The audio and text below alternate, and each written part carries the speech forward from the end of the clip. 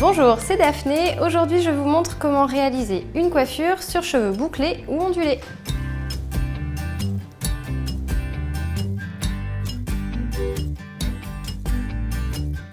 Pour réaliser ce chignon sur cheveux bouclés, ondulés ou crépus, on va avoir besoin de 2 élastiques. Et alors vraiment, je vous conseille d'éviter... Attendez, déjà je vous montre les 2 élastiques dont vous aurez besoin, donc des élastiques classiques, mais je vous conseille vraiment d'éviter les élastiques avec une partie en métal, un petit rectangle qui tire vraiment sur les cheveux, et surtout les petits élastiques en plastique qui s'accrochent et qui font des nœuds, voire qui cassent les cheveux. On va commencer par créer une demi-queue en diagonale. Normalement, une demi-queue se fait de cette façon. Là, on va la créer comme ça. Donc mes pouces vont plutôt vers le côté gauche. Voilà, on sépare cette partie-là de celle du dessous et on fixe avec un élastique.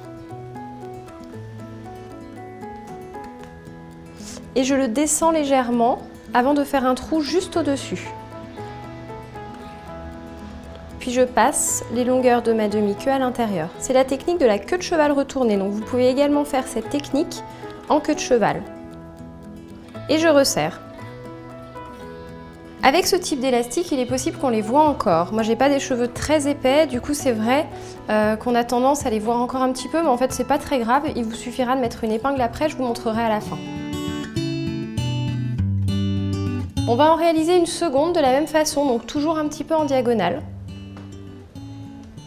Et en dessous de la première.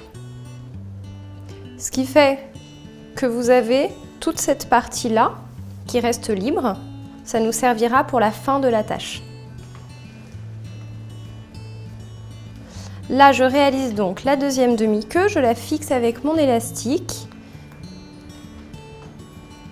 Et je fais la même chose que pour la première.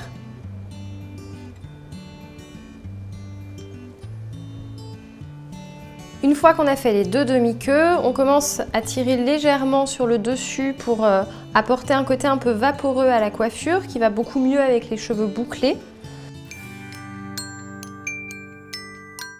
On va maintenant cacher l'élastique avec une épingle comme celle-là. Pour ça, je m'accroche aux cheveux qui sont juste au-dessus de l'élastique et je retourne mon épingle avant de la cacher sous mes cheveux. Je vais faire la même chose juste en dessous.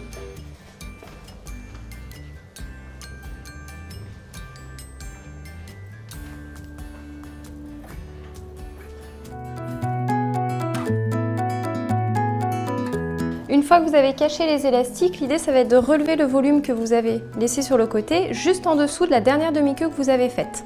Ce que je vous conseille, c'est de mettre un petit peu de spray. Alors soit un spray à l'eau de mer, soit un spray réveil-boucle entre guillemets, pour apporter un petit peu de matière à vos cheveux ondulés ou bouclés. Donc il suffit de vaporiser ce type de spray sur les longueurs et de froisser ensuite légèrement jusqu'à ce que le produit ait complètement pénétré dans vos cheveux.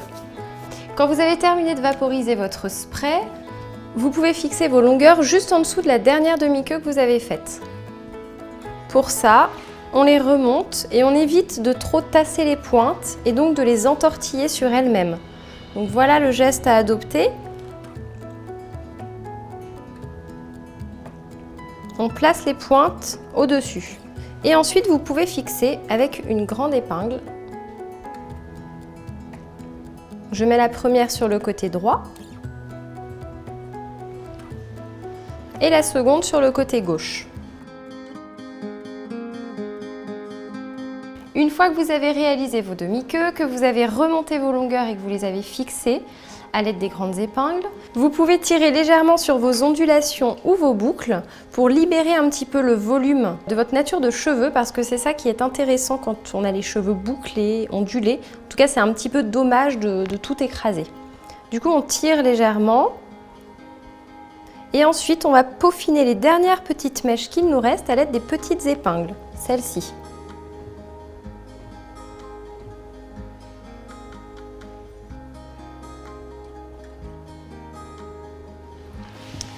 Une fois que vous avez terminé de peaufiner votre coiffure, vous pouvez éventuellement utiliser un petit peu de cire pour les mèches de devant, pour celles qui habillent votre visage si vous n'avez pas envie de les avoir trop sur le front. Pour ça, vous pouvez prendre de la cire mat ou brillante, comme celle-là. Vous en mettez un tout petit peu au bout des doigts, puis vous venez froisser pour placer vos cheveux légèrement en arrière. Normalement, un tout petit peu suffit pour que ça tienne. N'en mettez pas trop, surtout pour éviter l'effet graissant que peut avoir la cire, surtout la cire brillante. Et voilà, votre coiffure est maintenant terminée. Et voilà, j'espère que cette coiffure vous a plu. Surtout, n'hésitez pas à vous abonner à la chaîne Elle et à laisser un commentaire. Et nous, on se retrouve très vite pour de nouvelles astuces capillaires. À bientôt!